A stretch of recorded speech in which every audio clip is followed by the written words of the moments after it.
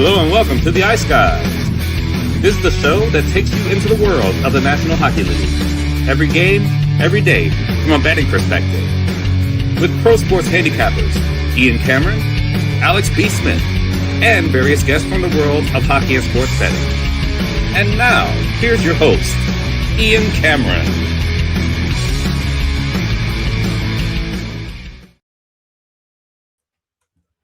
Welcome to the Ice Guys, Friday, February 27th. Ian Cameron with you. Matt Robinson joining me on this edition of the show. He'll be here in just a moment, breaking down the Friday NHL card. We got just 4 games on tap tonight, so lighter slate after the first 2 nights of action, where we had some more games on the card than what we have in store tonight. But it's a good card tonight, so looking forward to talking about it. Yesterday, a very, as always with the bigger slates like we had yesterday on Thursday, a very fun night of hockey overall. Boston Bruins 4-2 victory last night over the Columbus Blue Jackets. A very interesting turn of events there in that game last night, where Jonas Korpisalo ended up leaving the game ever so briefly, then came back. DiPietro had to come in for a brief moment for the Boston Bruins. And Korpisalo, a great performance. You know, that's kind of one of the things that, you know, I didn't talk about it yesterday. I probably should have. It always is concerning when you've got a guy that used to be on the team when he starts against them. You know, he always wants to play well. You know, he doesn't want to get embarrassed and have a poor showing, a poor performance, you know, when you're going against one of your former teams. You know, and we definitely saw that from Jonas Korpisalo. Of course, started his career as a goaltender for the Columbus Blue Jackets, played a very, very good game last night. I thought Columbus deserved a better fate, heavily outshot the Boston Bruins in that game, 40-23. But it ends up being a 4-2 Bruins win, and this great home record that the Bruins have continues. They continue to win games there at TD Garden. We saw the New York Islanders in a very entertaining game. How about the fact we had defensemen on both teams sitting on a potential hat trick in that game? The first 4 goals of the game were scored by 2 players. Noah Dobson had Montreal's first 2 goals, the former New York Islander. And, of course, Matthew Schaefer ends up getting the first 2 goals for the New York Islanders. So both of those players ended up being hat trick potential, but neither one did end up eventually getting the hat trick. But the New York Islanders get a 4-3 win. We cashed the draw. It was my favorite draw on the board yesterday, plus 340. It was a great price on that. So draw season does still live in the NHL post-Olympic break. So it was very nice to be able to cash that in and be able to get that in the win column, that draw at plus 340. Like I said, great price with that. The Detroit Red Wings, 2-1 overtime win against the Ottawa Senators last night. Ottawa probably deserved the win. They outplayed the Red Wings by a modest margin, but they did. It was a solid game from John Gibson. Turned aside all but 1 of 27 Ottawa shots in that game. And definitely give Detroit, a lot of credit for the 2-1 victory. And Dylan Larkin, who I thought had a pretty good showing at the Olympics for Team USA, gets both Detroit goals, including the game winner, to give the Detroit Red Wings the 2-1 victory there in that game. So, like I said, very, very excited to see that for the Detroit Red Wings. Ottawa, I still think Ottawa, again, they've had a lot of these type of games this year where the process is good.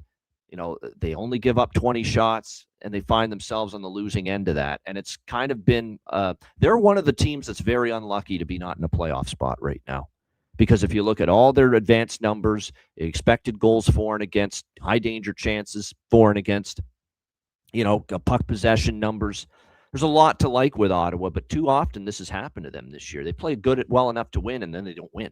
And unfortunately it's happened enough times where it's at the point now where you might it might end up costing them a playoff spot. There's still a chance, if they go on a run and they do meet the sad sack Toronto Maple Leafs tomorrow night. So that's a chance for them maybe to get back on track and in the win column. But like I said, Ottawa's just had a few too many of these games where everything looks good. They play a good game and they don't get the 2 points. And it kind of happened again to the Ottawa Senators last night. David from Raleigh, North Carolina, our guest weekly on the show. He was there in attendance at Lenovo Center for the Hurricanes last night. What a game that was. Carolina 5-4 win over the Tampa Bay Lightning.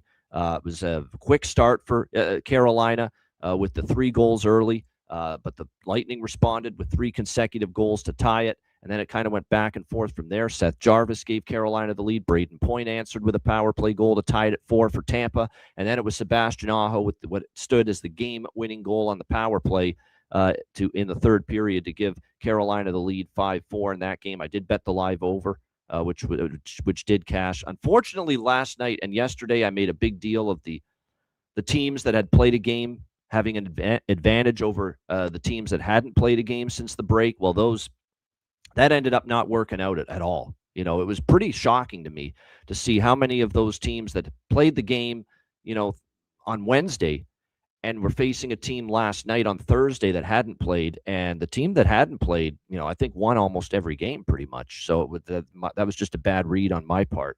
And unfortunately, that hurt what could have been an otherwise pretty solid night for me from a betting standpoint. Was banking on and relying on those teams having an advantage, having a game under their belt, shaking off the rust against a team that hadn't played, because a lot of those teams did not do well last night, the teams that played a game versus a team that hadn't. So, and this was one of those cases.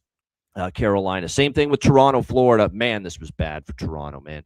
This was an awful first period with your season hanging in the balance and your playoff chances very slim at this point in time. To play a first period like you did last night against Florida, it's hard to fathom. And people are saying, well, they just don't care. They don't give a shit. They don't want to make the playoffs. They're just not good enough. It's not anything to do with caring and, not wanting it and any of that nonsense. It's just they suck, okay? They're not good enough. The Toronto Maple Leafs, right? They're not fast enough. They get hemmed in their own zone. They lose puck battles all over the ice.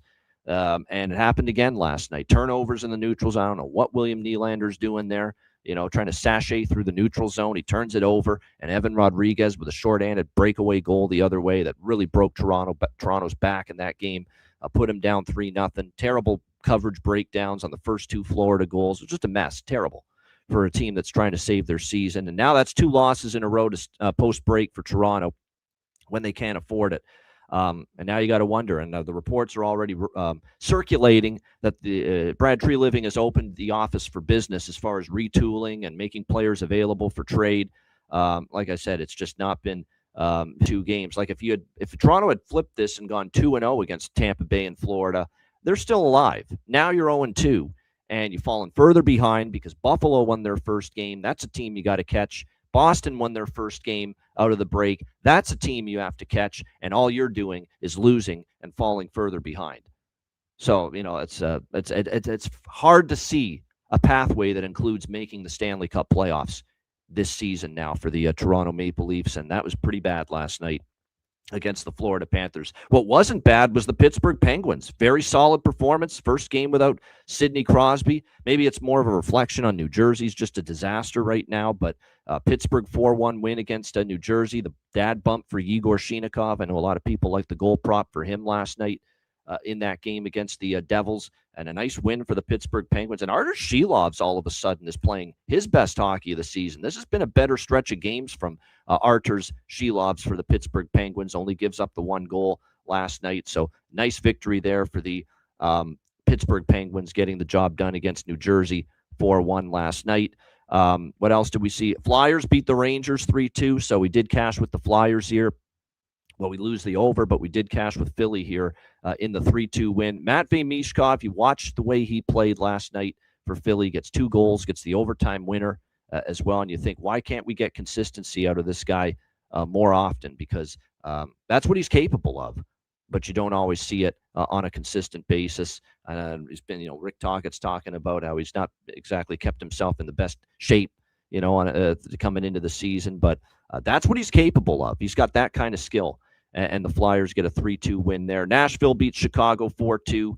Kind of disappointing for Chicago, this performance. I'll give Justus Onanen credit. He was pretty solid in victory for a guy that we don't fully trust, and 2 goals allowed on the 23 shots. Nashville trying to keep their playoff hopes alive. A very, very important win for them there against Chicago, getting the job done by a score of 4-2 in that game. And then a lot of the late games, well, St. Louis, Seattle just... Man, that's not a good performance from Seattle coming off the loss to Matty Robb's Dallas Stars the night before. I expected a little bit more of a bounce back from the Kraken, but we did not see that last night. St. Louis puts it to them 5-1. Not good for Seattle. Like, I know Seattle's still in a playoff spot after last night, but these are the points that you can't fritter away. These are the points where if you're on the outside looking in and you're 2 points out or you're 1 point out and you miss the playoffs, you're going to look back and say, geez, that terrible St. Louis team that had lost how many games in a row before the break, and we lost to them coming out of the break, that maybe cost us a little bit. These are the kind of games that could come back to haunt for the Seattle Kraken, and that was certainly not a great game last night from them. The over did cash, so that's the one good thing about that game, even though the Seattle looks did not. This is when the night really got good. Well, San Jose is the one exception. We'll get to that. But, I mean, a miracle win with Minnesota. I'm telling you what, it's been a really good run across all sports for me the last month or two. Certainly, if you check out the Wizard Sports Picks website, you know that. It's been just insane, winning in all sports, every sport right now. NBA's in great form. College basketball's in incredible form. 13-1 run in college basketball just on that website alone, never mind the smaller bets I've been on in that sport that have been doing well. And of course, NHL has been dominant for the full season. When you have seasons and you have runs like this, you need games like this to go your way on a handful of occasions. And this Minnesota-Colorado over is a perfect example of that. You can't be great. You can't have a great run at sports betting in any sport without a handful of wins being these kind of bullshit wins that you don't deserve. And that was definitely Minnesota-Colorado. Although you could say, technically, maybe we did deserve it. Colorado did have 45 shots on goal in that game against Minnesota last night. So certainly the chances were there. The volume of opportunities were there. I mean, it was an 87 shots on goal hockey game. 47 by Colorado, 36 by Minnesota. So maybe we did deserve that over. But incredible the fashion it cashed in, because that was 2-1 Minnesota with about 5 minutes to go in the third period. Zuccarello with just under 5 minutes to go gives them an insurance goal, 3-1. And then, of course, Matt Boldy puts it into the empty net. Okay, 4-1 with 3 minutes to go. And you think, well, that's probably over. Colorado's not going to pull the goalie again. But then there's a penalty on Minnesota. Colorado gets a power play, and they decide, let's pull the goalie and make a two-man advantage out of it. Natchez scores with a minute to go to make it 4-2. And then at that point, with 57 seconds to go, you're absolutely thinking Jared Bednar's pulling the goalie again, probably. Crazier things have happened. Down 2 with 57 seconds left. He's probably pulling the goalie. That's exactly what happened. And we get the empty netter from Minnesota just seconds after that to make it 5-2, put it over the total. Incredible stuff. I mean, just, you can argue till the cows come home about whether we deserved it or not. But when you have a run like I've had personally, and when you have a total streak like the Minnesota Wild have had, which is now 19-2 to the over in the last 21 games, 22-5 to the over since Quinn Hughes got to the team.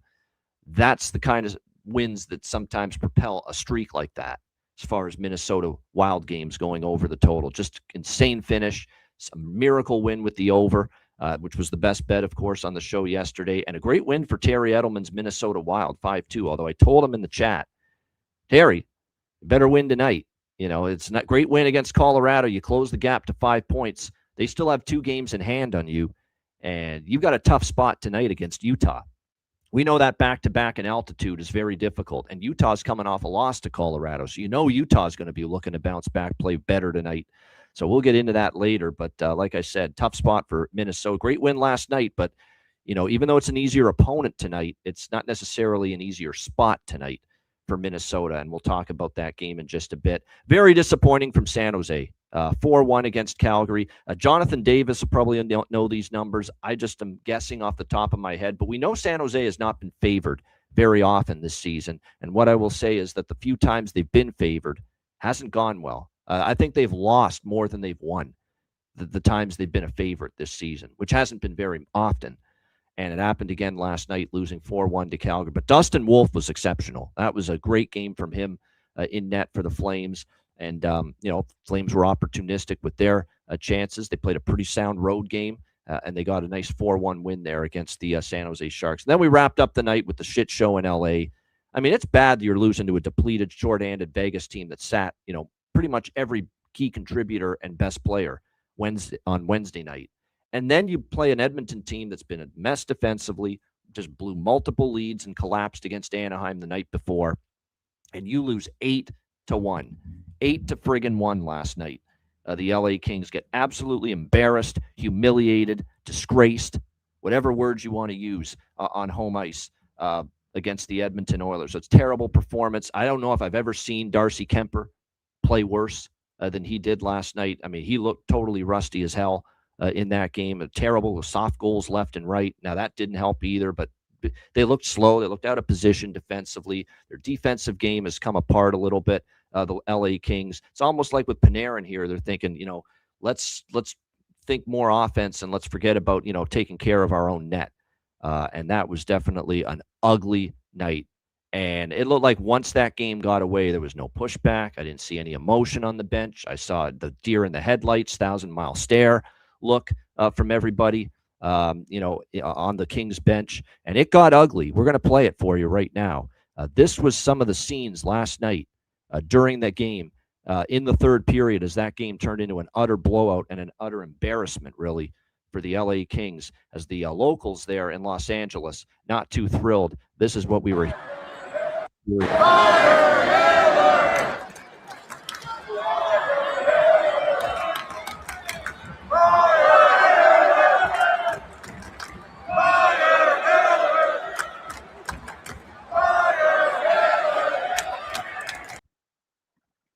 Fire Hiller chants, and about as loud as they've probably ever been in that building. And, they've had just cause 8 times, 10 times, 12 times. Pick whatever number you want to use to fire this man, and they haven't done it. What makes me think that anything's going to happen this time? If there's ever a time to fire the damn coach, it's after these last 2 games. But I'm not holding my freaking breath. I'm not. Because they have held this guy around much longer than they should have. Like I said, there's been countless examples of times earlier this season that they could have canned him. They absolutely had a reason to can him after last year and that collapse in the first round in the Stanley Cup playoffs. Bad decisions to challenge, bad lineup decisions, playing guys for 2-3 minutes for the entire game and wearing out your top players. A gamut of issues with him coaching behind that bench, and a collapse in that first round against Edmonton. And like I said, still didn't make a change. Haven't made a change even though there were times this year the Kings have been embarrassed. Why should I even think anymore that something's going to happen out of that last night? Why should I even think it anymore? So I'm not holding my breath. Maybe it does happen. Maybe that was the straw that breaks the camel's back last night. That kind of a performance against a team that, again, beat your ass in the first round last year again. Like I said, it's if you don't fire Jim Hiller after that last night, when do you fire him? It's never going to happen, in my opinion. Not this season. If you don't do it after last night, when the fuck's it happening? When is it happening? That's an utter embarrassment last night by the LA Kings. And like I said, you would think that could be it for him, but like I said, I'm not holding my breath. Whether it's Ken Holland, whether it's Luc Robitaille, whether they don't want to fire him, whether they can't fire him, I don't know what the hell is going on. But clearly, they've had opportunities to do it, and they haven't done it. So, like I said, issues right now with the LA Kings. And yes, I actually feel pain for Anze Kopitar. This is a guy that's going to go into the Hall of Fame. He's had a brilliant career with the LA Kings. We know this is his final season. He already had announced that he's retiring after this season. He's going to go out on this kind of a year. That's awful. Terrible for a guy that's had such a great career. All right, let's get Matty Robb in here. Enough of me. Matt, good to see you, my friend. How are things going? Talk anything you wanted. I think you might have had a piece of that Minnesota. I know you've been on those Minnesota overs along with the rest of us. But how was last night, and how did the board treat you, and your thoughts on what we saw Thursday night? Yeah, yesterday was a little lighter for a 12-game slate for me. I just, I was pretty excited for Wednesday. One pretty big Wednesday night. Kind of a 50-50 night. I was definitely had some L's early on, and then we got some wins at the end of the night. So decent Wednesday. Ended up right around even money. And then yesterday I was able to go 2-0. My 2 premium plays yesterday, one of which was that Minnesota-Colorado game. I mentioned to you, I got off the rink and looked at my phone. I think there was like 6.5 minutes left. It was 2-1 Minnesota. I was like, well, that's an L. And then as I'm driving home, all of a sudden it's 3-1, then it's 4-1, then it's 4-2, then it's 5-2. I actually had live bet at 5.5. And that's what I had gotten in on my premium pick was 5.5 because I had posted that on Tuesday. But just watching through the games, and then it was 0-0 late in the first, and I was able to jump on 5.5 plus 140. I just felt like it was a good price given those two teams. And yeah, if I had known that there was going to be 83 shots on goal during that game, I would have said the over hits 99% of the time. What's crazy is we got pretty lucky that there was some late goals. So that was good to see. And then the other premium pick I had yesterday was the Islanders Canadians over 5.5. Another pick that I posted on Tuesday. Just two teams. The Islanders were the Wild to start the year. They were the team to take the overs on. They were as hot as can be with overs. Obviously, that slowed down quite a bit before we got to the Olympic break. I mean, even dating back to the holidays and stuff, the Islanders definitely cooled off in that sense. But they're just a team that they have the offensive firepower. Schaefer is so good, not just for his age, just so good in general. But the fact that he is a rookie is even more impressive. But they're just a team that scores goals, doesn't defend perfectly or anything like that. So it felt like a 5.5 felt like a good price for that game. Montreal is sort of a similar boat. They're not, dominant defensively, but they do score goals at times. So it was nice to see that one get to overtime. But overall, pretty light card. Not a ton of surprises. I agree with you. I would have, I don't know that I would have taken Seattle, but I would have expected a lot better effort. They had the slow start in Dallas. They showed some life in the third, but down 4-0 on the road to a team like Dallas, it's tough to come back. So I expected a little more effort. St. Louis has struggled at times this year, so to see that was a little surprising. The Rangers continue to just get beat. They're definitely a team that I'm fading until they prove me otherwise. I mean, that effort by JT Miller in overtime was like pretty insane. That's your captain's effort in an overtime game at home. But good for the Flyers to get that OT win. I was sort of following along the late games a little bit. I was a little surprised to see San Jose come out that flat. They showed some life. I think they ended up with 35, 36 shots, but to only score one goal against the Flames at home, not what you need if you're trying to push for that, wild card spot. The Sharks are kind of one of those teams still in the hunt, could absolutely make the playoffs. But losses at home to a Flames team that it's pretty clear our sellers coming up, and I think a couple of their best players are gone within the next few days. So disappointing loss for San Jose. And then LA,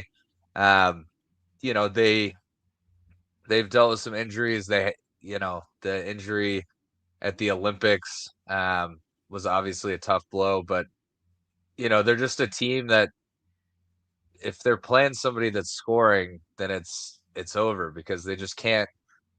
If you get 3 goals on the LA Kings, you're going to win the game 99% of the time right now. So they're just, they can play that low and slow game and stay with teams in a 2-1 game and maybe get an overtime win here and there. But they're a problem right now. So overall, pretty solid day or night of games. I think that Tampa Bay Carolina game was probably the most exciting game on the card. Just a lot of back and forth. That was a great game. Good game. I really wanted to take the over in that one. My afternoon got away from me, and it was like 4:45 before I could. And obviously there was it 3-2 after the first? It was 3-2 after the first. So there was no live betting overs in that game. Goals came quick. So always good to see. Back and forth. Those are two good teams, two teams that will likely still be around, into the playoffs. So showed you what Carolina is capable of. We always look at Carolina as this team that, can't get over the hump in the playoffs, but they just beat, a Tampa Bay team that's been damn near unbeatable for a month or two. And I know, look, they got a break because they faced Johansson, not Vasilevsky. We do have to remember that. But that's still a very good win for Carolina. And they need wins like that against the Tampas. And earlier, Florida may not make the playoffs, but still to beat Florida was a big deal for them, given the playoff struggles. But they need to show what they can do against some of the best teams, Carolina. And that was a good win for them last night. Yeah, no doubt. And I know it is tough. I know it's not a crazy far trip, but Tampa was at home Wednesday night, and then they've got to travel into Carolina.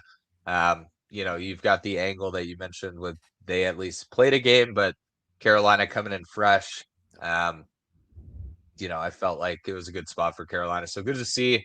Tampa is a really tough, I think, especially given how the Avs are playing, I think Tampa's got to be the hottest team in the league overall. So to get a win, regardless of scheduling, always a nice win for Carolina. But a little 4-game slate tonight. I do have some looks that I like in tonight's card. And then we obviously got a big 13-game Saturday. And then now that football is behind us, we've got a nice 6-game slate with a couple national TV games on Sunday. So exciting weekend of hockey. And I know, obviously, specific to Dallas, I think between now and the end of the season, they have 2 times that they have more than one day in between games.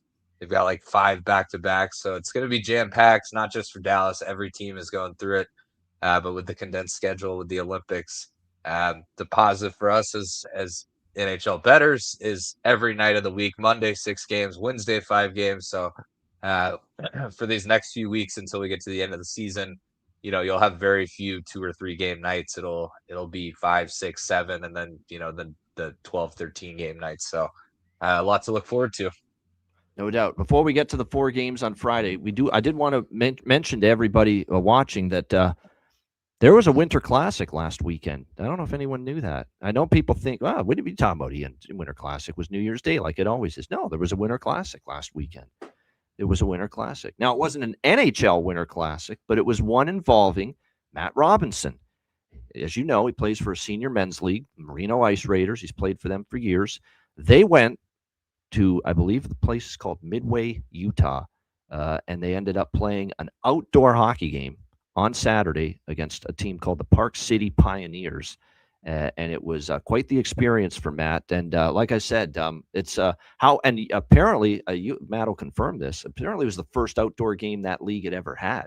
So pretty cool experience to be part of that. We'll just get a little clip up there because they streamed the game on the team's YouTube channel. Like I said, it's it's the not the greatest camera angle, but at the same point in time, that's for damn sure. But still, you see the players skating as the game's going on. Look at that background. Like just as the sun is setting, you got the snow-covered mountains in the background. Well, you did see them. I don't know what happened there, but like I said, it was just a great view. It was absolutely phenomenal. With that, I don't know what the hell happened to the video here, but we had it there for a bit. But like I said, the view with the mountains was absolutely phenomenal, and just a great backdrop. And Matt, pretty cool experience. I mean, even if it's just a senior men's league, to have an outdoor game like that, and the mountains in the background, playing in the outdoors and the elements, and middle of February, that must have been cool. Yeah, it was an awesome experience. It was definitely interesting. We played in a nice arena that's brand new in Park City. Friday night, there was 10 or 11 fights during the game. It was a pretty rowdy game. And then for the quote unquote Winter Classic, we were sharing a locker room with Park City. So we're sitting around getting dressed, 5 feet away from the team that that we were going at it with the night before. But the nature of Senior A is, it's very rare that there weren't any brawls carries in the dressing room there before the game. Yeah. In Senior A, it's everyone kind of knows what it is. So there's very rarely anything that carries over. Yeah, keep it on game the to ice. game, Keep or it on the ice. even after a game. A lot of our game weekends, Friday night you play, and then you go out to the bar with the other team, have a couple beers, and then play again Saturday night. So, it was really cool experience. It was interesting warm-ups, and the first period it was still sunny out. It was above freezing, so it was a little slushy out there. And then the sun went down. The lighting wasn't NHL grade, so it was kind of dark out there. There was times like there were areas of the ice you just couldn't see, so the puck would just hit your stick, and you're like, oh fuck, I guess I have the puck. So but yeah, it was fun. We had a good crowd. We had some fans travel in from Reno, which was cool. The normal wives and girlfriends that go along on trips and stuff like that. So had a good little Reno crew. Games didn't go our way as far as the scoreboard. I think we lost 5-3 Friday night and then 6-2 or 6-3 Saturday. But those games like that, it's not really uh, at the end of the day, it doesn't really matter. Win or lose. It's more about the experience and having fun. And to your point, playing with mountains in the background, a little bit of snow early in the game and things like that. So definitely a cool experience. Um, Looking back, and I growing up in Dallas, there's been very few times I've skated outside. A couple, ponds and stuff up north on hockey trips and things like that. But definitely not a normal occurrence getting dressed in like a field house, walking over to the rink and getting on the ice. So it's definitely a cool experience. No doubt. Nothing like playing outdoors. It is. And like I said, first time that league that you're in has ever had an outdoor game. So that's like I said, that backdrop was really nice. It was a good time to start the game, like just as the sun's going down. Perfect time. Like I said, a great experience. Like I said, fuck the final score. Who cares? That's a great experience. Who cares, win or loss? It was a good experience, and no doubt I'm sure you and the rest of the team enjoyed it. All right, let's get into Friday's card. We got a 4-game slate. We'll begin with Vegas and Washington. We've got Washington minus 115, home favorites, 6 the total here in this game. The Vegas Golden Knights beating this hapless LA Kings team, their first game back from the break. You got to give Vegas credit. You can talk all you want how shit the Kings have been in these 2 games following the break, but you got to give Vegas credit for that win on Wednesday in LA. I mean, they didn't have Jack Eichel. They didn't have Shea Theodore. They didn't have Mitch Marner. They didn't have Mark Stone. There was a handful of like almost all their best guys were out for that game, and they still found a way to get the job done in that victory over the LA Kings. It looks like everybody is going to be back tonight as expected. That was the plan all along, that these guys would meet the team in Washington and be in the lineup tonight against the Capitals. So Eichel's in, Stone's in, Marner's in, Theodore's in for this Vegas Golden Knights team. So all hands back on deck here tonight for the Vegas Golden Knights in this game. Washington, meanwhile, this is a team that needs to put wins together. They're on the outside looking in as far as the playoffs are concerned. They get the win coming out of the break in their first game against the Philadelphia Flyers the other night. We'll see if they're able to build on that here. There's one angle that's got me shifting toward taking Washington here, though. Logan Thompson, he's got an axe to grind with Vegas. You know this guy's coming to play tonight. You know he wants to be dialed in and just stonewall this team, because they're the team that decided, Vegas, hey, you know what? It's time to part ways. It's time to move on.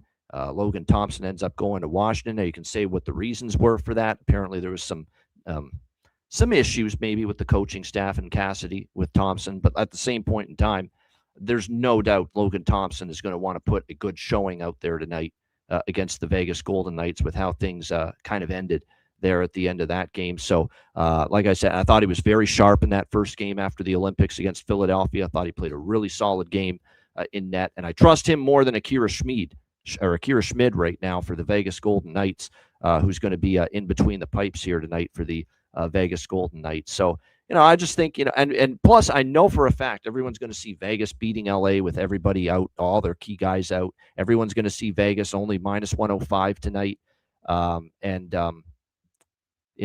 Vegas minus 105 tonight, and a situation where, now everyone's back, and I've assumed that, hey, Vegas won with all their guys out. Now they got everyone back. Of course they're going to win tonight. Doesn't always work that way. I think Thompson has a big game. I think I would lean under, actually, as far as this game's concerned, because I think it's definitely Washington's going to start playing that way. I think Spencer Carberry knows.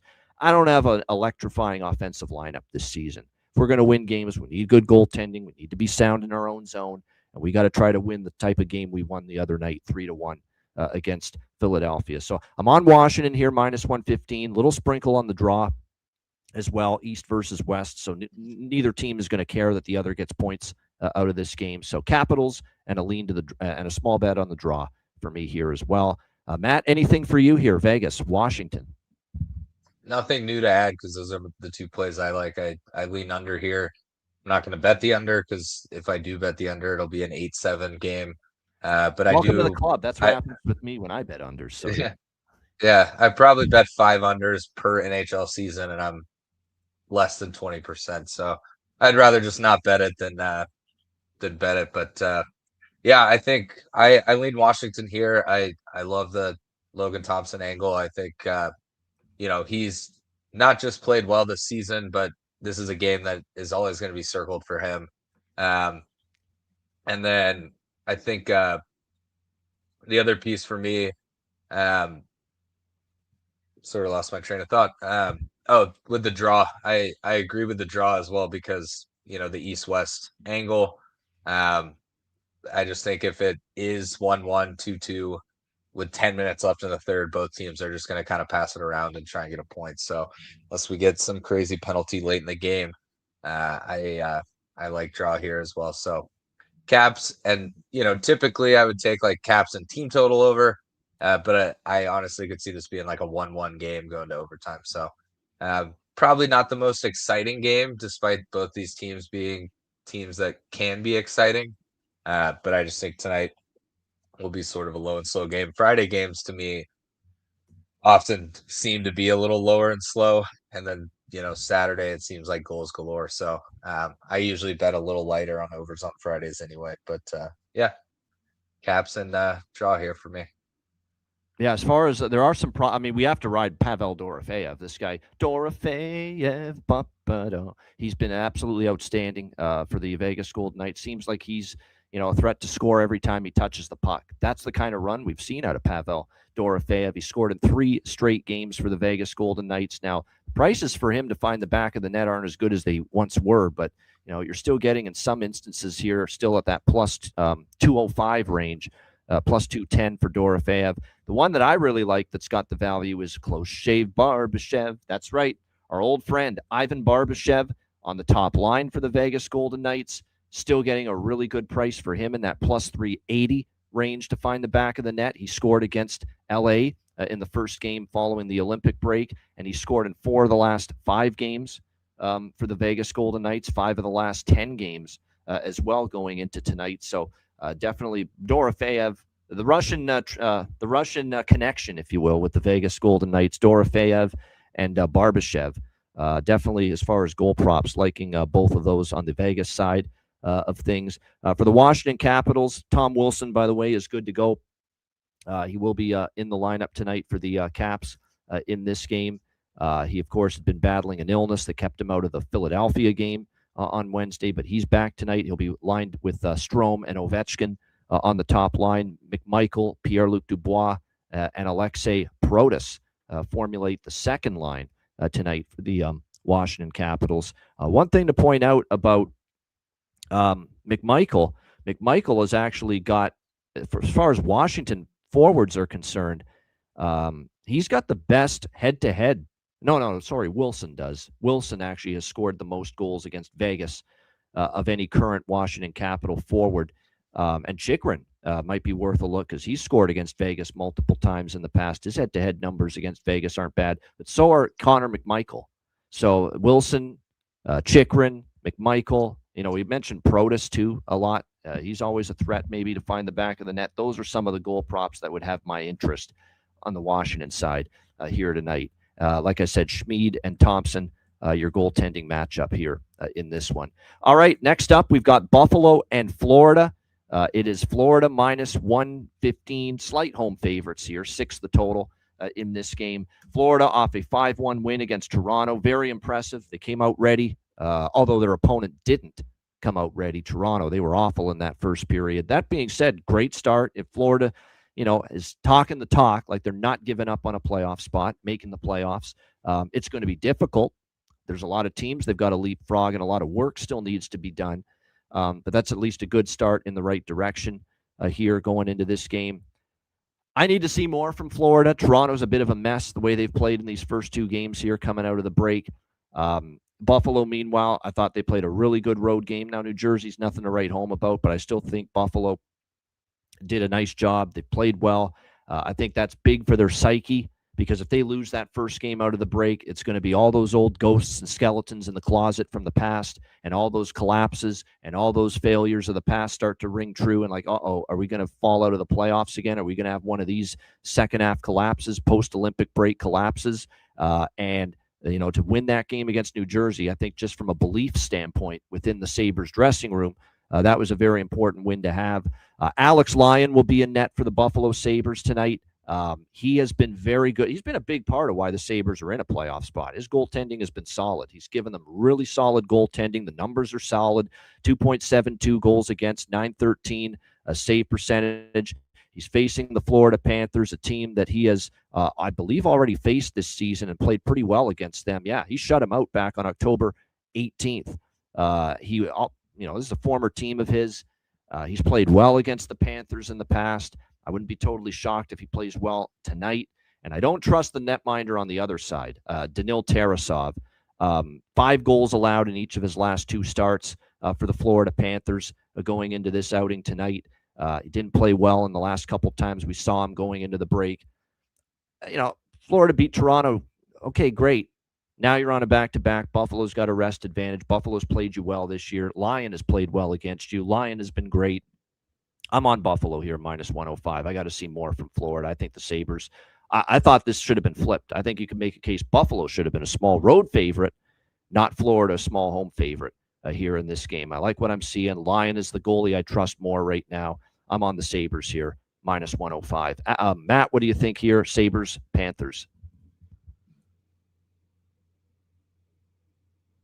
Yeah, I also am on Buffalo in this game. I think I rode Buffalo on Wednesday night. Again, not a game, the end all be all. That they're gonna continue with that streak, but nevertheless, a nice win over the Devils on the road to kind of kick things back into gear. I just am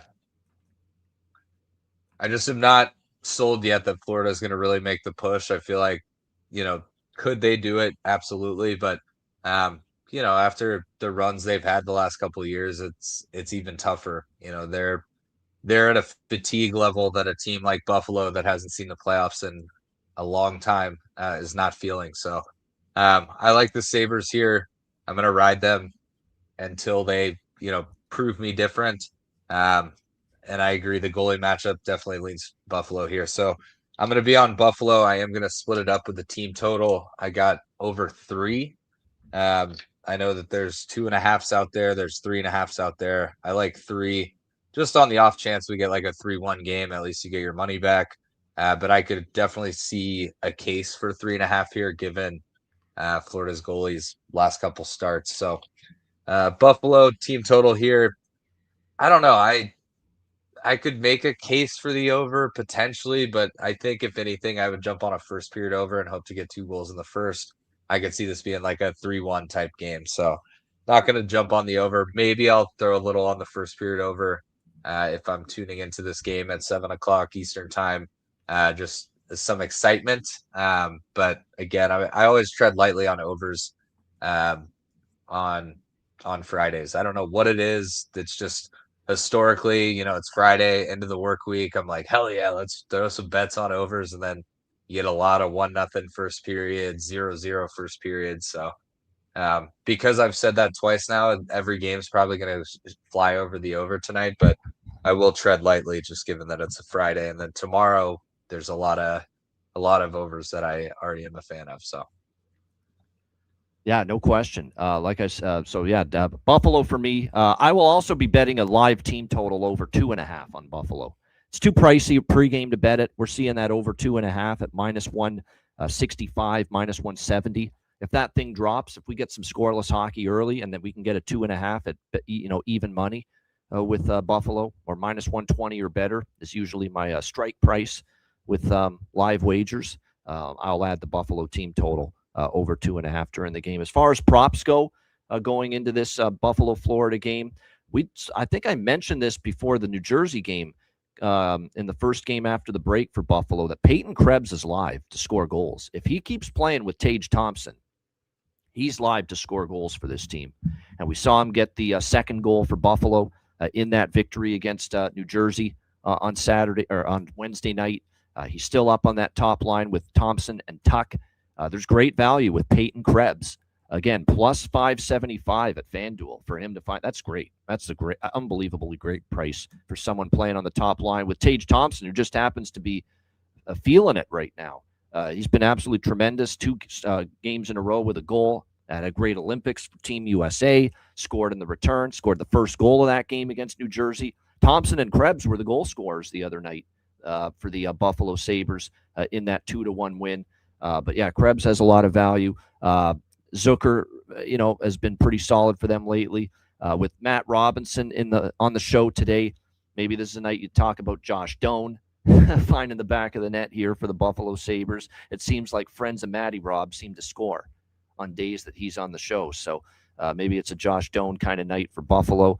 On the flip side for Florida, I like Evan Rodriguez again. We talked about that as well last night before the Toronto game. He's centering the Reinhart-Verhaeghe line.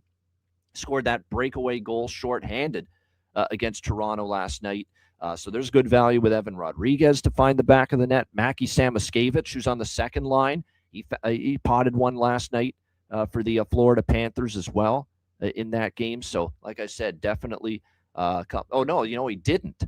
He didn't, Samoskevich. He had scored a goal, but you're right. That was one of the goals where Toronto challenged it for offside and won the challenge. So that's what took that Samoskevich goal off the board last night. How about Toronto, too? They've had like 3 offside challenge wins, in the last 2 nights. So, but yeah, Rodriguez, Samoskevich, I think are good prop looks here for the Florida Panthers as far as goal props tonight in this one. All right, let's move on to Minnesota, Utah. We've got Utah minus 135 home favorite, 6.5 the total. 6.5 of this total. I say that with shock because, believe it or not, overnight, it had to have been around probably 11:30 p.m. Eastern time last night. I picked off, I think it was at Bovada or Bodog, one of those books. It was one of the more obscure books. I was able to pick off an over 5.5 at minus 130 in this game with Minnesota and Utah. I couldn't believe my eyes when I saw it. It's like, I don't even care that I rarely ever bet at this damn book. I got to hit that. I got to hammer that. 5.5? Really? With this 19-2 run to the over for Minnesota in their last 21 games and 22-5 to the over since Quinn Hughes arrived. I couldn't believe I could not believe. I was shocked that I saw 5.5 with that total last night at that one book with this Minnesota-Utah game. So, yeah, absolutely, I jumped on that. It quickly moved to 6, or it actually, most books opened it at 6. There were only a couple that added at 5.5, and now the 6s, they're all gone pretty much. There's a couple stray 6s out there, not many. Most books have moved this to 6.5 now with Minnesota and with Utah. Even at 6.5, it's good. I like it. I mean, these games are hitting the 7+ goals mark too when these games have been going over the total. So we're on that again. We're riding this great run with Minnesota overs. I don't love them in this spot, though. And how about Philip Gustafsson late in that game? Now, he did face a shit ton of rubber. And this is a guy that was on a long flight back from Italy, participating in the Olympics, had to face a ton of rubber last night, over 40 shots thrown at him by Colorado. And how about him just laying a nice little puke job right there in the crease last night, late in the third period. Puked right on the ice. Hilarious scene. Maybe not so hilarious for him, but hilarious. Funny to see that. Just puked right on the ice. Came out of the game late in that third, and Jesper Wallstedt actually had to finish the game there for the Minnesota Wild in net last night. So pretty funny scene there for poor Philip Gustafsson. They've got him listed as day-to-day now coming off the game last night. I figured this was probably going to be a Jesper Wallstedt start anyway.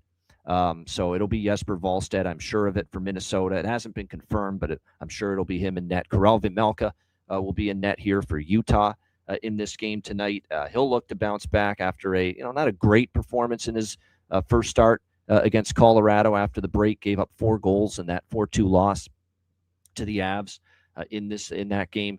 I'm going to sprinkle on Utah money line pregame, minus 135. I like the draw a little bit here. There's another draw that I think might be worth a shot here in this game. I have a feeling it could be a game with overtime potential. If you're Minnesota, you could be in a scenario where you're just hanging on, trying to keep it close in the third period and just hope to at least somehow get this to OT and get a point out of this game here tonight. So I've got a little piece of the Mammoth and the draw as well. Primary bet, though, as you guys know, hell, you don't even have to watch the show anymore. Why watch this show when it comes to a Minnesota Wild game analysis? You guys know what we like. And that's the over here in this one, primarily with the Wild and the Mammoth. Matt, Anything to add here, Minnesota, Utah? Yeah, this is I actually jumped on this with a premium play at 5.5 as well. I think that was Wednesday, so that was right when they opened. There was a couple 5.5s out there. They were a little juiced, but I think this is a prime candidate for a same game parlay. 1.5, 5.5 should get right around plus money. That way, we're not needing 7 goals. We just need 6. We do need the 2 in the first, but Minnesota with a nice win last night. They should be feeling pretty good. I think they'll have a good start. I agree with you. I think the double altitude angle later in the game, if Minnesota's up 3-1 after the second, I think they can sort of cruise control into a win. But I think if this game's tied late, I think I might live bet at Utah here. But just as far as the first period, I think Minnesota is feeling good after a nice win against Colorado.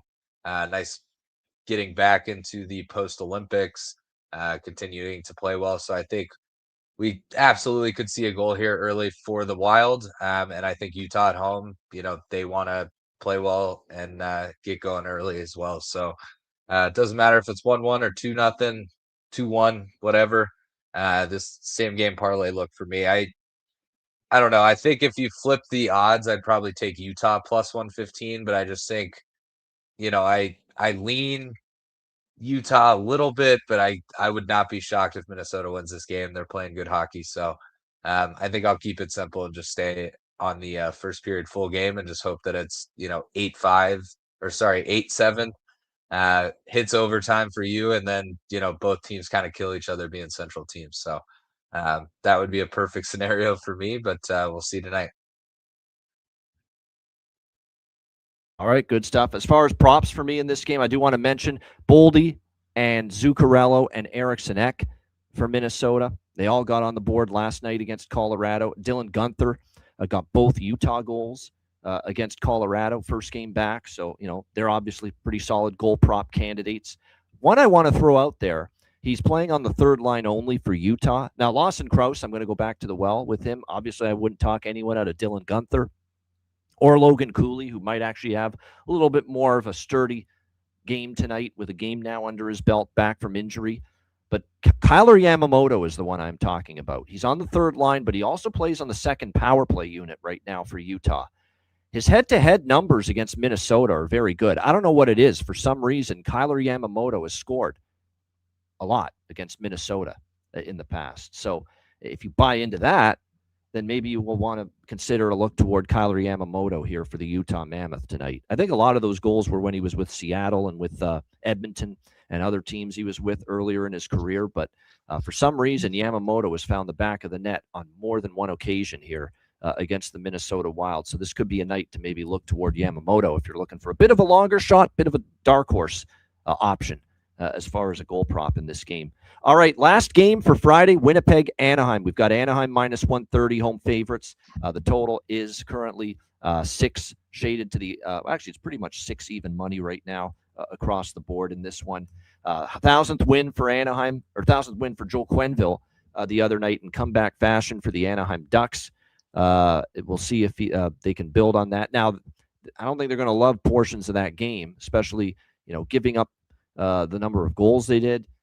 But they're a resilient young group, and they don't give in. And we saw clear evidence of that against Edmonton in that game where they were coming back from multiple deficits. Winnipeg, I guess we'll give them a little bit of credit, right? They beat Vancouver first game out of the break 3-2. They're too far behind. I mean, they're trying to sell it that win, they're saying, if we get on a little bit of a run here, maybe we get a chance. You have no chance, okay?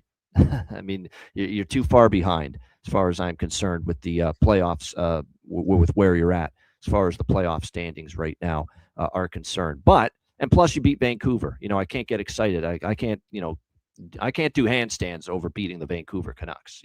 Now you're playing, an Anaheim team that is a good team, a very good team. They're now second in the Pacific Division with that win, obviously, against Edmonton the other night. We'll see how they fare here. They're still going to be without Granlund, possibly. He's still day-to-day. And don't forget, there's still a mash unit a little bit on the blue line, Winnipeg. There's multiple defensemen out. Josh Morrissey being the big one. their best defenseman. Neil Pionk is on IR. Hayden Fleury's on IR. Colin Miller's on IR. So they've got some injuries right now on the back end, this Winnipeg Jets team. I believe Dostal will start for Anaheim again, although it's not confirmed. It will be the return of Connor Hellebuck for Winnipeg. Obviously, it was a no-brainer that he would not play against Vancouver, coming off the the trip to Washington, winning the gold medal. That they'd give Eric Comrie that start. He actually played pretty solid in net, Comrie, that night for the Winnipeg Jets. But Hellebuck will be back and in between the pipes tonight in this game for the Winnipeg Jets. But I'm on Anaheim. Give me the Anaheim Ducks here, minus 130. Quack, quack, quack, quack, quack, quack. I just think they're a better team. The price is cheap enough. Now, I said this about San Jose last night. That's the little fear in the back of my mind that I have here. I said this same shit about San Jose last night. Gosh, 130 home favorite, same price range against Calgary. Such a cheap price for the better team. And I took San Jose, and obviously they did not get the job done. But there's a different scenario. Anaheim, playing well. Leo Carlsson being back is significant too. You just look one game with him back against Edmonton and the difference that he makes. But I think it's cheap enough to me to back the Anaheim Ducks here. So give me Anaheim minus 130. I'll look to bet a live first period full game over. I'm going to see if I can maybe get a few minutes of scoreless hockey, get a 5.5. I lean over, but I'm going to see if I can get a 5.5 out of it live during the game. Matt, what do you think here? Final game, Jets, Ducks. Yeah, I think this might be a same game parlay as well. The Hellebuck angle does scare me a little bit just because, no one's got to have more confidence we don't right talk now. About letdowns with an individual. Matt, we talk more about team letdowns. This might be more of an individual emotional letdown a little bit for Connor Hellebuck. Like, you're coming off the game of your life. You've had no better game, no bigger game in your career than winning the gold medal. You were the sole factor for beating Canada in the gold medal game for Team USA. His goaltending is probably 80% of why they won that game, and I might even be selling it short. That's how good he was. Absolutely. And now you're coming back from that, all the pomp and circumstance, all the celebrations down in Miami, up to the White House, back now to the West Coast. I'm not sold we get vintage Connor Hellebuck tonight here in this game coming off that, and Anaheim might be ripe to capitalize on that. Yeah, and Winnipeg's, I guess they're technically not eliminated, but they're pretty far down there. Their chances of making the playoffs are pretty slim. Obviously very disappointing after last season's regular season. But to your point, he played the game of his life. He wins the gold medal. He's in the White House. He's partying with all those guys. I could see him kind of taking his foot off the gas the rest of the year. It'll be different if they win 3 or 4 games right out of the gate, and then all of a sudden, they're sniffing the wild card and they kind of get that momentum going. But, if they lose, 2 or 3 games in a row to start this post-Olympic break, then I think they're kind of toast. So I do agree. I think, it's easy to look at it and say, well, he just played the best game of his life, so he's probably still in that form. But that was there's been quite a bit of things that have happened since that game too. You look at the travel, and not only did he have to travel back from Italy, but he was in Miami, then he was in DC, and now he's in Southern California 3 hours prior. Like, he's probably all sorts of fucked up. So I love the first period and full game over here. I'll probably do the first period over pregame on its own, and then have a 1.5, 5.5 parlay pregame. And then if I can jump in, if there's some pace early and we don't get a goal, then maybe I'll hop on a 5.5 by itself as well. See if we can triple dip. So sides wise, I do lean Anaheim. It is a decent price. I think if I were to take it, I'd probably take the money line and team total over split. I'm guessing it's 3.5. And I think, for them to get 4 goals in this game, if they're going to win this game, I think they get 4 goals, no problem. So I think my approach will be mainly on the overs, but I would lean Anaheim if I did have to take a team. Yeah, what I'm going to do is I took an Anaheim money line and team total against Edmonton the other night. Obviously, we cashed both of them. I'm going to sprinkle pregame. There's an over 3, a flat 3 at minus 135 at BetMGM, I think it is, that has it. BetMGM. Sprinkle on it pregame. I'll add, if we get Anaheim to not score for a little bit to start the game, and I can get 2.5 at a good price, I will add that live team total. That 2.5 is my target. That for a more significant bet on the Anaheim team total. But I'll dabble in the over 3 pregame with the intentions of adding 2.5 live during the game if I see it at some point to go with the money line as well. And like I said, we'll look for a live over 5.5 as well during the game. If you're Connor Hellebuck, this is tough. You've had this has been the whirlwind, 5 days of your life with winning the gold, the best game of your career as a goaltender, all the parties, all the travels back to the West Coast, and you go from seeing you're in between the pipes and you're playing goal for Team USA, and you see multiple guys that are likely going to be in the Hall of Fame when their careers are over, are great players, great careers. Charlie McAvoy, Jacob Slavin, Quinn Hughes, Brock Faber, all these great defensemen. And then now you're going to be in between those pipes tonight with the Winnipeg Jets, and you're going to be staring out there, and you're going to see, wow, look who's playing in front of me tonight. I've got Elias Salamonson, Ville Heinola, Dylan DeMello, aging, slowing down Luke Shen, playing in front of me tonight on the blue line. It's not quite the same zest. It's not quite the same. Isn't it funny how you can throw shade on NHL players that are active NHL players just when you're comparing them to these Olympic rosters? Like, that's true. On a normal day, it's like those are all great hockey players, but just when you compare them to those guys that were in that US-Canada game, it's like a whole different world. Yeah, these are guys that are playing in the NHL. They're good hockey players, obviously, playing in the best league in the world. But it's just comparing them to an all-star crew on the blue line that he had there with Team USA. It's just So it's like I said, I think it's a little emotional hangover potential here for Hellebuck. Now he could prove me wrong and put up a goose egg, shut out the Ducks, or hold them to 1 goal, and Winnipeg wins 3-1 or something. That could happen, but like I said, I think it's difficult, to have your best game coming off the whirlwind several days that Connor Hellebuck's had. So we'll see how that goes. Oh, just as far as props go, I mean, Alex loved Leo Carlsson right away coming back from the injury, and he scored obviously against Edmonton. Cutter Gautier's heating up, 3 straight games with a goal for him. How about our guy Seneca? Beckett Seneca for the Anaheim Ducks. He got on the board. That jingle, by the way, it's a phenomenal jingle. The Seneca Casino. Everyone's seen it now. But yeah, Beckett Seneca to score for the Anaheim Ducks. Velarde scored against Vancouver in his return. You're getting a decent price. Perfetti. Perfetti's really got some. Like if the Winnipeg Jets are going to have a big offensive, if they're going to score goals and be very productive offensively the rest of the way, Cole Perfetti's got to have a hand in that.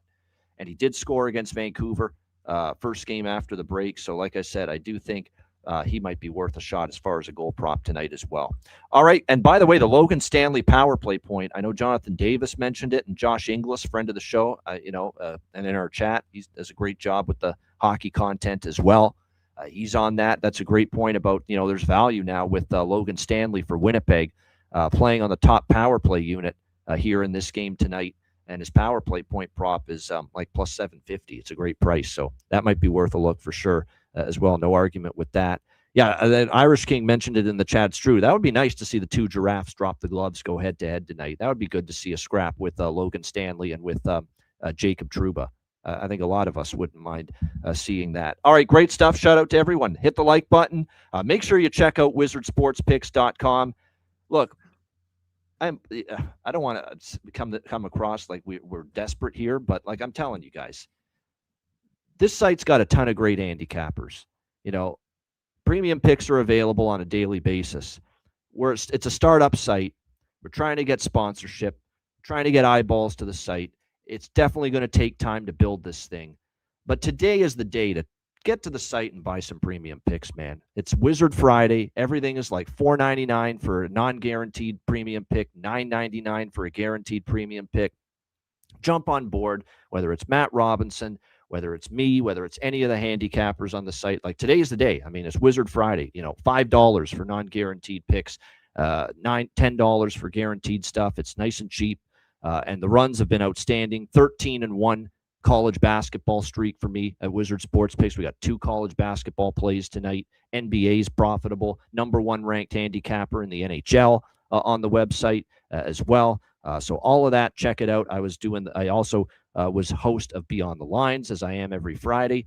So make sure you check out that video. We gave you 3 picks on that video. So even if you're not going to buy any picks on the website, check out the video. Beyond the Lines, 3 picks on that video. So make sure you check that out, wizardsportspicks.com. Matt, I'm there. Matt's there. Tons of great handicappers. I was also on the Wizard Lair show as a guest with Sniper West, with Tom Macrina, David Delano, the guys that do that show every week. They had me on as a guest to talk a little second half, post-Olympic break NHL. So that was fun. So just support the site. We're trying to get this thing ramped up. Get on board, wizardsportspicks.com, and also make sure, again, you check out the long-term subscriptions that are now available, 3-day, 7-day, 30-day, 1-year, all sports subscriptions available over at wizardsportspicks.com. And, of course, patreon.com/iceguys, just $10 per month. Goalie charts, totals charts, daily betting cards, sides, totals, player props posted each and every day on the Patreon page. The Patreon response, we can't thank you guys enough. It's been great. A lot of people have jumped on board since the Olympic tournament began. It's been great to see. We hope you're getting value out of the content there. Goalie charts, totals charts. We'll give you some bonus info. The daily betting card is significant. We're going to record a couple Players Suite interviews. They'll be exclusive to Patreon members as well in the next few weeks. And, of course, lots of Patreon live betcasts still to come. Plenty of live betcasts, and we're looking forward to that. We're going to have a couple in March, and then we're going to have a ton once we get to April, May, and June. We're not going to have as many betcasts in March as we want because, look, I've got to focus somewhat on the NCAA tournament and college basketball. It's that kind of month. It's a college basketball month, and I love hockey, and I'll be still dialed into the hockey. But let's be honest, March is for college basketball primarily, and that takes a lot of my attention in the month upcoming. So that's why it's going to be a little bit more scarce with the betcast volume in March. But trust me, when we get to April, we are going to be fast and furious, betcasts left and right for you for the remainder of the regular season and into the Stanley Cup playoffs. So make sure you get on board. Most of them, by the way, will be Patreon exclusive live betcasts. We're only doing 1 free betcast a month now for the public. 1 a month. That's it. The other betcasts are going to be just for our Patreon members. So make sure you get on board. $10 per month. Your membership goes a long way to supporting the show and keeping it going long term. Patreon.com/iceguys. And last but not least, the Ice Guys store, iceguys.myspreadshop.com. Get yourself some Ice Guys gear and Ice Guys merch at the Ice Guys store. Take advantage of that. I believe there's a discount offer for 1 more day. So get your gear and your merch over at the store, iceguys.myspreadshop.com. All right, bargain bin special of the night and best bets coming up right after we hear from our great Ice Guys sponsors.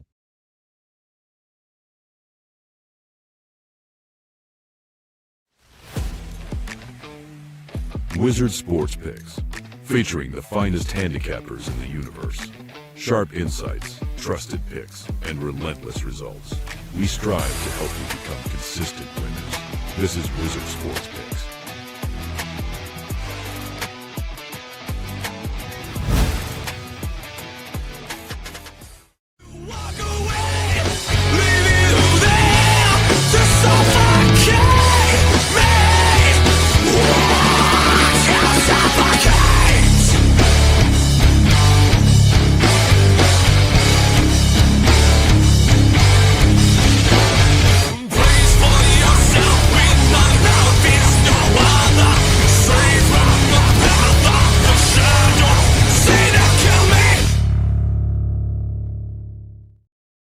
All right, bargain bin special of the night for this Friday slate. Only 4 games to choose from, but sometimes we do our best work with the bargain bin special of the night segment on the smaller cards. Hopefully that is the case tonight. Matt, we'll start with you. What do you got for bargain bin special of the night?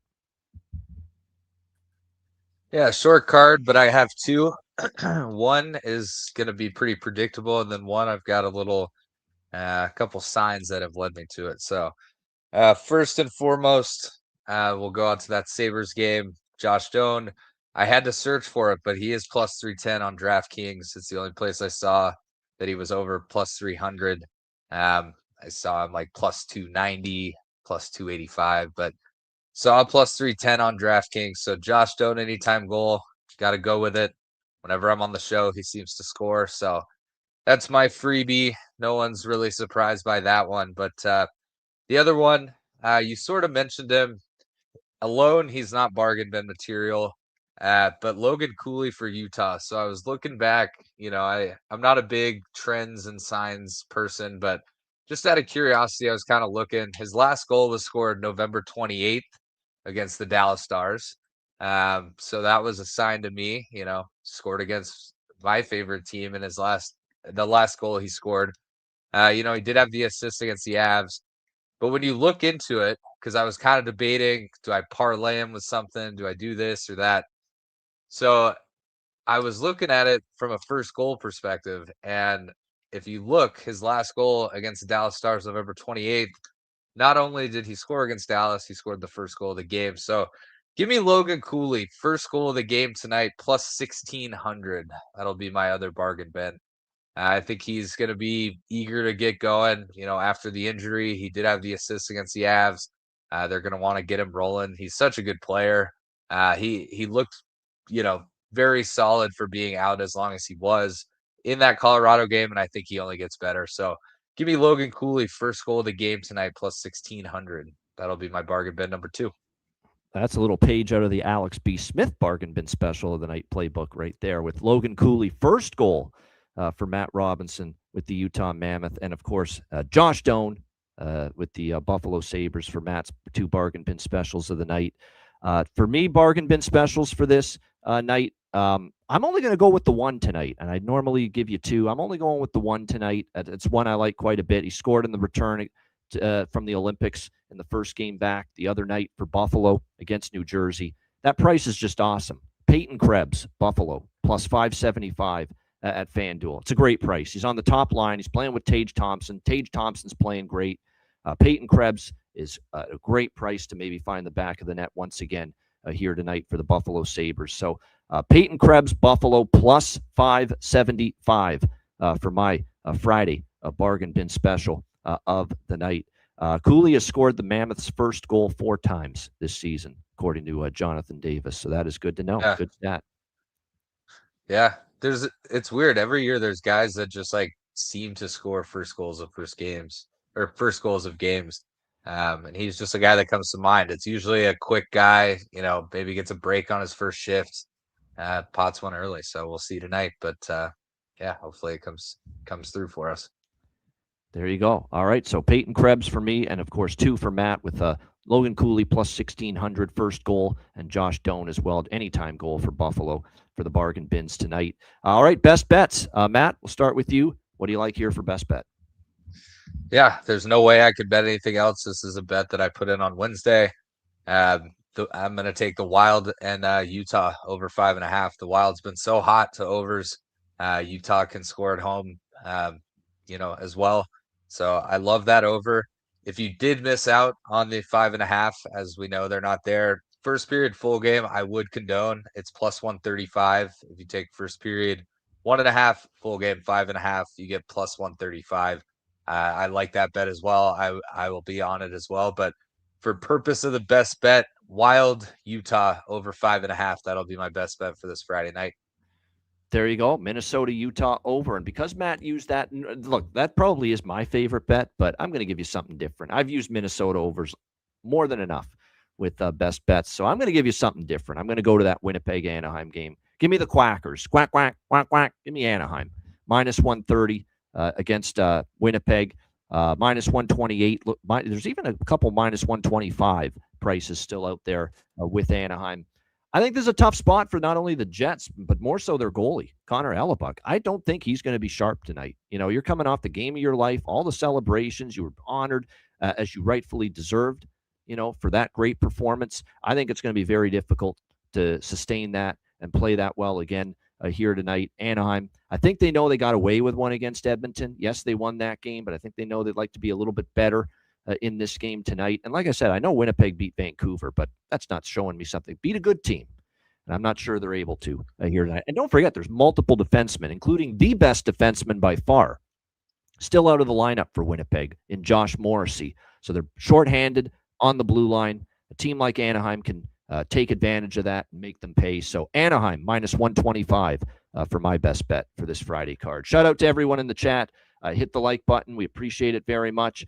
Matt, starting next week, Matty Robb will be joining us Thursdays for his second show of the week. So it'll be Tuesday, Thursday for Matt Robinson on the show starting next week. And as I said, our good friend from North Carolina, David, will be joining us Fridays starting next week. So that's just a little change in the guest schedule, the contributor schedule, if you will, for the Ice Guys show starting next week. But great to have Matt back in the saddle again here on this edition of the show. Hit the like button on the way out. Reminder, the Ice Guys is live 7 days a week, Monday to Friday, 2 p.m. Eastern, Saturday, Sunday, noon Eastern. If you can't watch the show live, download the Ice Guys podcast in audio form on all major podcast platforms, Google Podcasts, Apple Podcasts, Spotify, Stitcher, iHeartRadio, Amazon Music, and more. Download the Ice Guys podcast when you can't watch the show live. For Matt Robinson, I'm Ian Cameron. Have a great Friday night. Enjoy the games and good luck. And we will be back with you tomorrow on Saturday, noon Eastern, for another edition of the Ice Guys.